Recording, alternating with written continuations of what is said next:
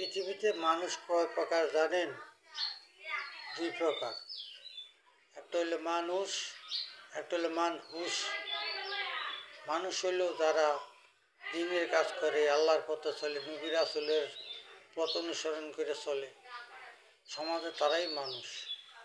যারা অমানুষ তারা হইল দেশের বিচারক, প্রধান, তাদের সম্মান বেশি, জায়গায় জায়গায় তাদেরকে ইজ্জত সম্মান করে।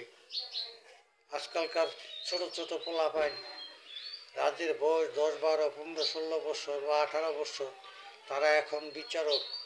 মুরব্বীদের কোনো দাম নাই, মানুষের কোনো দাম নাই, তাদের খুব সম্মান, তারা বিচার করে, তারা বিচারক। মুরব্বী গেলে তারা চেয়ারে বসে থাকে, মুরব্বী দাঁড়ায় থাকে। এই হলো মানুষ। মানুষ আর মানুষের মধ্যে পার্থক্য হইলে এটাই যে সমাজে দুই শ্রেণীর মানুষই দুই রকম, যে যে পথ ধরে নেয়।